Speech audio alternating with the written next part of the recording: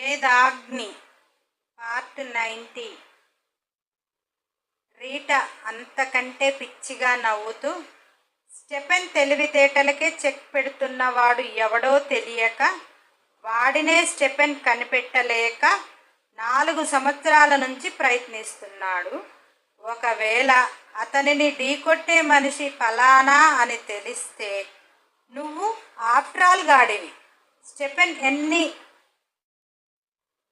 స్టెఫెన్నే ఢీకొట్టేవాణ్ణి తెలుసుకొని, స్టెఫెన్ని అతన్ని నువ్వు ఖతం చేసి నువ్వు కింగు అవ్వటం అని ఆమె పిచ్చిగా నవ్వుతుంటే, భగవాన్ నుదిటి సెంటర్ పాయింట్లో గన్ను పెట్టి ట్రిగర్ నొక్కాడు. అది ఫట్న శబ్దం చేస్తూ ఆమె నుదిటి నుంచి వెనక భాగానికి వెళ్ళిపోయింది. టీనా అలానే వెనక్కి నేలకు ఒరిగింది. టీనా ప్రాణాలు గాలిలో కలిసిపోగానే స్టెఫెన్ భగవాన్కి ఫోన్ చేసి, ఏం చేస్తున్నారు, టీనాకి ఇంటర్వ్యూ ఎప్పుడు అన్నాడు. భగవాన్, బాస్ రేపు ఇంటర్వ్యూ. ఈరోజు మేము ఓసారి ఆఫీస్కి ఓసారి ఇంటికి వెళ్ళి చూసొచ్చాము. రేపు టీనా సెలెక్ట్ అయ్యాక మీకు ఫోన్ చేస్తుంది అంటుంటే, స్టెఫెన్ దానికి ఒకసారి ఇవ్వరా అన్నాడు. భగవాన్, బాస్ తను ఇప్పటి వరకు మొత్తం ప్రిపేర్ అయ్యి కాస్త రేపటికి ఫ్రెష్ అవ్వాలి అని ఫుల్గా తాగేసి రెస్ట్ తీసుకుంటుంది. తన ఫోన్ కూడా స్విచ్ ఆఫ్ పెట్టాను. బాస్ ఫోన్ చేస్తే నువ్వే చెప్పు భగవాన్ అని నాకు చెప్పింది. లేపి మరి నా సెల్లు ఇవ్వమంటారా అన్నాడు. స్టెఫెన్, అవసరం లేదులే, రెస్ట్ తీసుకొని రేపు అది పిఏగా సెలెక్ట్ అయితే అదే ఫోన్ చేస్తుంది. దాని టాలెంట్ నాకు తెలుసు. దానికి మనం ఫోన్ చేయాల్సిన అవసరం లేదు. దాని వీలుని బట్టి అదే మనకి ఫోన్ చేస్తుంది. టేక్ కేర్ అని ఫోన్ పెట్టేశాడు. ఇక్కడ ఇంకొక అమ్మాయి గుడ్లు పెద్ద పెద్దగా చేసి చూస్తుంది. సింపుల్గా చంపేశాడు. ఎదవకి మనుషులు ప్రాణాలంటే లెక్క జమ లేదు. ఇటువంటి దరిద్రుణ్ణి భగవంతుడు ఎందుకు పుట్టించాడో ఏమో అని బాధపడుతూ, చచ్చిపోయిన ఆమె రేపు ఫోన్ చేస్తుంది అని వీడు అనటం బాగానే ఉంది. అవతలవాడు అనటం బాగానే ఉంది. భగవాన్ గాడు ఫోన్ ఇవ్వనా బాసు అనటము బాగానే ఉంది. అసలు నన్ను ఎందుకు తీసుకొని వచ్చినట్టు అని అర్థం కాక ఆలోచిస్తుంది. భగవాన్ రేయ్ అని అనుచరులని కేక వేయగానే అన్నా అంటూ వచ్చారు. ఈ బాడీని ఎవరికి అనుమానం రాకుండా, ఎవరికి దొరకకుండా జాగ్రత్తగా అని నాలుక మడత పెట్టి చెయ్యిని సమాప్తం అన్నట్టు చెప్పగానే ఓకే అన్నా అంటూ టీనా 2 చేతులు పట్టుకొని లాక్కొని వెళ్ళిపోతుంటే, రూమ్లో ఎవరూ లేకుండా డోర్ క్లోజ్ చేసి వెళ్ళండి అని గద్దించాడు. వాళ్ళు డోర్ క్లోజ్ చేసి వెళ్ళిపోయారు. ఇక్కడ ఉన్న ఇంకొక అమ్మాయికి చాలా భయంగా అనిపించింది. చంపేస్తాడు అని కాదు, కానీ ఏదో ఆమె మనసులో భయం. ఆ భయాన్ని బయటపడనివ్వకుండా సీరియస్గా భగవాన్ కేసి చూస్తుంది. భగవాన్, ఏంటే నేహ అలా చూస్తున్నావు? నిన్నెందుకు తీసుకువచ్చానా అని ఆలోచిస్తున్నావా? ఎందుకు తెచ్చాను నీకు ఇప్పటికే అర్థమైపోయి ఉంటుంది. కాకపోతే చెప్తా కదా, ఈ నైట్ అంతా నాతోటే ఉంటావు కదా అంటూ నేహాని జబ్బ పట్టుకొని లేపి వెనకకు చేతులు కట్టి ఉన్నవి విప్పుతుంటే నేహ చేతులు గుంజుకొని భగవాన్ని నెట్టేయాలని చూసింది. కానీ భగవాన్ పర్సనాలిటీకి నేహ అతనిని ఇంచు కూడా కదిలివ్వలేదు అని తెలుసు. కానీ ఆమె ధైర్యం ఆమెను ఆ పని చేపిస్తుంది. భగవాన్ గింజుకుంటున్న నేహ మెడవంపుల్లో స్మూత్గా పెదాలు రాస్తూ, ఎక్కువ చేస్తే నువ్వు ఇష్టంగా ఇవ్వాలి నాకు అనుకున్న నీ తనువుని నేనే నీకు ఇష్టం లేకుండానే రేప్ చేస్తా అన్నాడు. అప్పటికి నేహాకి ఒళ్ళు జల్లున అన్నది. భయం మొదలైంది. సైలెంట్గా ఉన్నది. వెంటనే అదే చేతులను ముందుకు అని కట్టేశాడు. నేహ ఎదవ చచ్చినోడు, వెనక కట్టేస్తే ఏంటి, ముందు కట్టేస్తే ఏమిటి, వెనక విప్పి మరీ ముందు కట్టేశాడు అనుకుంది. భగవాన్ నేహాని బెడ్ మీదకి నెట్టేసి ఆ కట్టేసిన చేతుల్ని అలానే మళ్ళీ వెనక బెడ్కి వేసి కట్టాడు. ఇప్పుడు నేహ ప్రతి అందం కనువిందు చేస్తుంది భగవాన్కి. భగవాన్ చూపులకి నేహాకి మండిపోతుంది. అలా కట్టేయటంతో వాడి ఉద్దేశం ఏంటో అర్థమవుతుంది. కానీ నేహ ఆ చూపులను, భగవాన్ బిహేవియర్ని తీసుకోలేకపోతుంది. ఆమె తనువు అతని కోసమే అని ఆమెకు తెలుసు. కానీ ఆమె మనసుని ఎప్పుడో సమాధి చేసింది. ప్రాణంగా ప్రేమించింది. అతని కోసమే ఆమె తనువు, ఆమె ప్రాణం అనుకుంది. ఇష్టంగా ప్రపోజ్ చేసింది. భగవాన్ చేసిన అవమానానికి తన ప్రేమని ఎంత చంపుకుందామన్నా కానీ ప్రేమ చచ్చిపోవటం లేదు. అతని మీద ప్రేమని చంపలేక తానే చనిపోవాలి అని ఒక పిచ్చి ప్రయత్నం చేయబోయి పాయిజన్ తీసుకుందాము అనుకొని జ్యూస్లో కలుపుతుంది.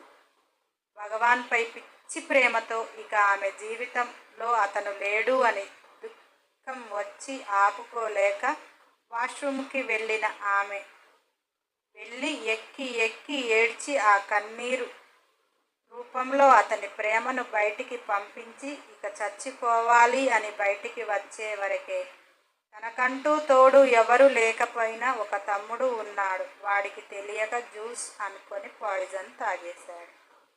తాను చేసిన తప్పుకు తమ్ముడు బలి అవుతున్నాడు అని పడరాని పాటలు పడి బతికించుకుంది. కానీ బెడ్ మీద నుంచి తమ్ముడు లెగలేకపోతున్నాడు. ఏదో సర్జరీ చెయ్యాలి, చాలా డబ్బు కావాలి, అప్పులు చేసింది, లోన్లు పెట్టింది, ఉన్నదంతా అమ్మేసింది. ఇక ఆమె జీవిత లక్ష్యం ఒక్క తమ్ముడే. ఎందుకంటే ప్రతి క్షణం వాడిని చూస్తుంటే తను చేసిన తప్పు పదే పదే గుర్తుకు వస్తుంటే ఒక వెధవని ప్రేమించితే చీపొమ్మన్నాడు అని నేనెలా చచ్చిపోదామనుకున్నా అని భగవాన్పై ప్రేమని సమాధి చేసి తమ్ముడి కోసం బ్రతుకుతుంది. ఆమె జీవిత లక్ష్యం తమ్ముడు కోలుకోవాలి. ఆమె అలా బాధపడుతున్న క్షణాన భగవాన్ అనుచరులు కిడ్నాప్ చేసి ఇక్కడికి తీసుకొని ఎందుకు వచ్చారు? మొదట వేరే రకంగా అనుకుంది. ఇక్కడికి వచ్చాక భగవాన్ని చూశాక ఆమె మనసులో ప్రేమ సమాధి ఎప్పుడో అయిపోయింది. ఎందుకంటే భగవాన్ ప్రేమ కోసం తన తమ్ముడు బెడ్కి అంకితమైపోయాడు. ఆడుతూ పాడుతూ అల్లరి పెట్టినవాడు. ఇప్పుడు భగవాన్ అసలు ఆమెను ఎందుకు తీసుకువచ్చాడు అనేది షార్ప్ మైండ్ ఉన్న నేహాకి రీటాని చంపినప్పుడే అర్థమైంది. రీటా ప్లేస్లోకి నేహాని పెట్టాలి అనే భగవాన్ ఉద్దేశం నేహా కనిపెట్టేసింది. కానీ భగవాన్ కోసం నా తమ్ముడి జీవితం అగాధమైంది. వాడికి నేను ఏ హెల్ప్ ఎలా చేస్తాననుకున్నాడు అని మనసులో పిచ్చిగా నవ్వుకొని కోపంగా భగవాన్ని చూస్తుంది. ఇంతలో తలుపు శబ్దం అయితే భగవాన్ వెళ్ళాడు. నేహ, వీడు నన్ను చంపేసినా కానీ చచ్చిపోవటానికైనా సిద్ధమే, కానీ వీడు చెప్పిన పని నేను అసలే చెయ్యను అని గట్టి పట్టుదలతో ఉంది. వేద్ ఆఫీసులో సంజయ్తో మాట్లాడాక అక్కడ వర్క్ చూసుకొని విల్లాకు వచ్చాడు. బాగా స్ట్రెస్లో ఉన్నాడేమో. ఫ్రెష్ అయ్యి బయటికి వచ్చే వరకే ఆ గదిలో ప్రతి చోట వేగ్నిక కనిపిస్తుంది. చేతులు గట్టిగా బిగించాడు. ఇది నా మనసు వరకే చేరింది అనుకున్నా. కాదు, నా బాడీలో చేరింది, నా బ్లడ్లో చేరింది. నా బాడీలో ఎవ్రీ ఇంచు నేను కాదు, అదే అనిపిస్తుంది. ఇంట్లో కూడా అదే అనిపిస్తుంది అని భారంగా శ్వాస తీసుకొని కష్టంగా బట్టలు వేసుకుంటూ, ఏ రోజు కూడా తన బట్టలు తాను తీసుకున్నది లేదు. ఏమి వేసుకోవాలో కూడా అర్థం కాలేదు. ఇంటికి వస్తే ప్రతి క్షణం వేగ్నిని అల్లరి పెట్టడమే అతనికి ఆనందం.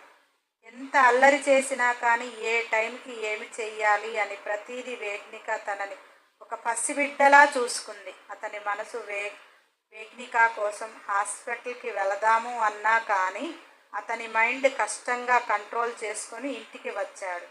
కానీ ఆ రూమ్లో ఒక్క నిమిషం ఉండలేకపోయాడు. వెంటనే పిల్లల గదికి వచ్చాడు. ఇద్దరూ నిద్రపోతున్నారు. రుద్రికని ముద్దు చేశాడు. రుద్ర మోము చూశాడు. వాడి పక్కన చేరి వాడి నుదుటిపై ముద్దు పెట్టగానే వాడి పెదవులు నిద్రలోనే నవ్వాయి. అలా వాడిని చూడగానే వేదు పెదవులపై చిరునవ్వు చేరింది. అక్కడ కూడా ఒక్క నిమిషం ఉండకుండా నాకే బంధాలు వద్దు అనుకుంటే ఒక్కసారి నా కంటపడి నా జీవితాన్నే నా చేతిలో లేకుండా మార్చేసింది. నేనేంటి దాని మాయలో పడటం ఏంటి, నాకే అర్థం కావటం లేదు అని భుజాలు ఎగరేసుకుంటూ పోయి కారు తాళాలు తీసుకొని వెళుతుంటే మంగమ్మ, భోజనం వడ్డిస్తాను సార్ అన్నది. వేదు వద్దు అనుకుంటూ కారు తాళాలు ఒప్పుకుంటూ వెళ్ళి తానే డ్రైవ్ చేసుకుంటూ హాస్పిటల్కి చేరాడు. రూమ్లోకి రాగానే ద్రోణ, అన్న వదిన స్పెషల్ రూమ్లో ఉన్నది అనగానే వేద్ కనుబొమ్మలు ముడిపడి, ఎందుకు, ఏమైనా సీరియసా అన్నాడు. ఆ మాట అననైతే అన్నాడు కానీ అతని గుండె ఎంత వేగంగా కొట్టుకుంటుందో అతనికే తెలుసు. ద్రోణ వేద్ ఫేసు చూసి వెంటనే, లేదన్నా, మీరు 2 days నుంచి రెస్ట్ లేదు కదా అందుకే అన్నాడు.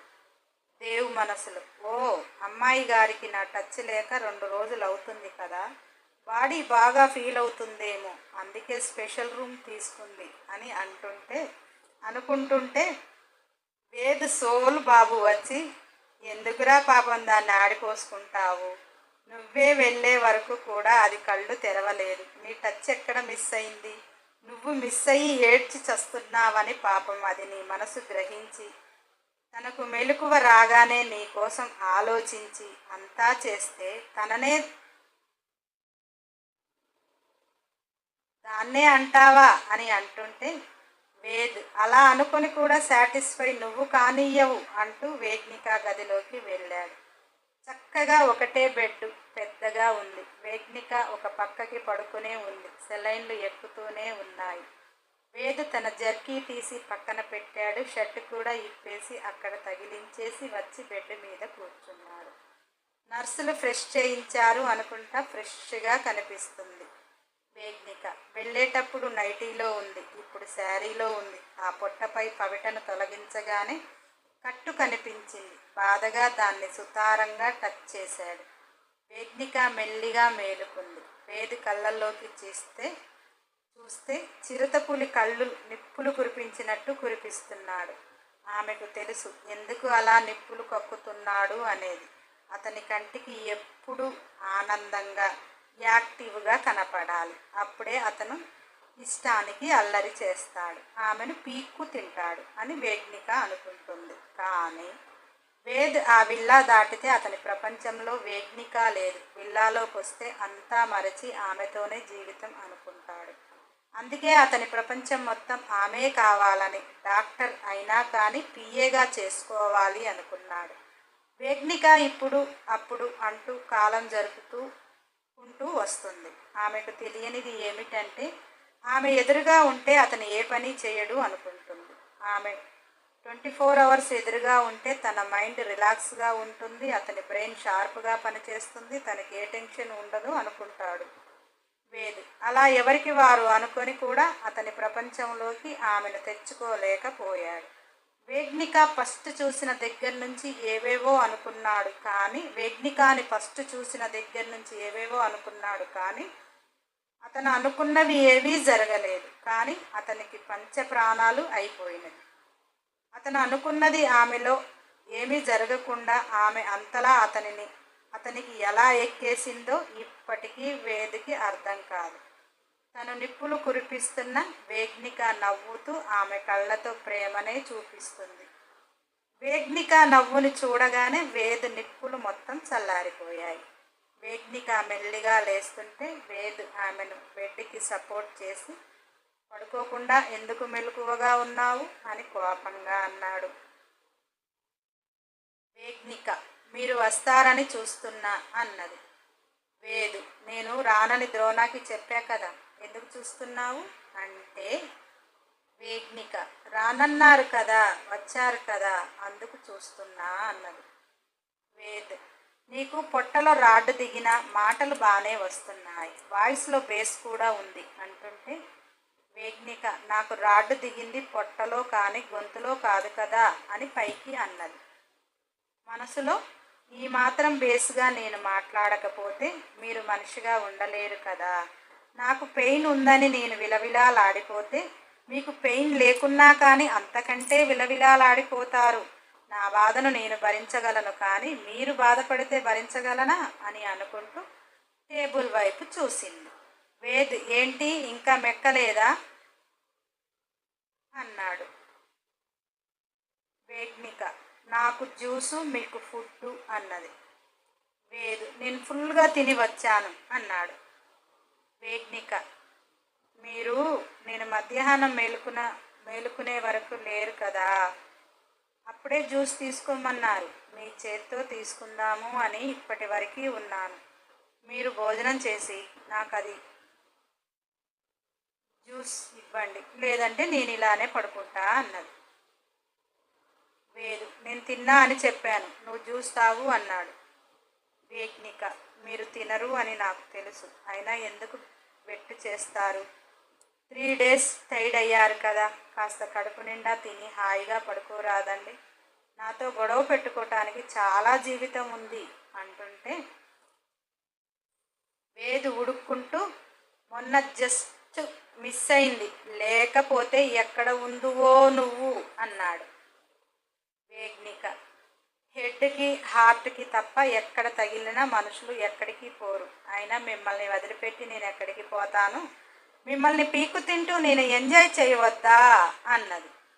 ఆ మాట వేదికి హాయిగా అనిపించింది. వెంటనే వేద్ అన్నం ప్లేట్ తీసుకుని తింటూ, నీ లైఫ్లో ఒక్క నిజం చెప్పావే, ఎప్పుడు నేనే పీకు తింటా అన్నావు కానీ నువ్వు పీకు తింటున్నావు, ఇది నిజం అంటూ హ్యాపీగా అన్నం తిన్నాడు.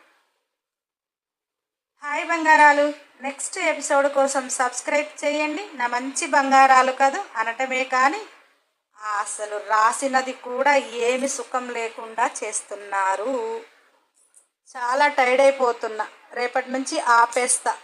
అక్కడ లైక్లు లేవు, ఏది లేదు.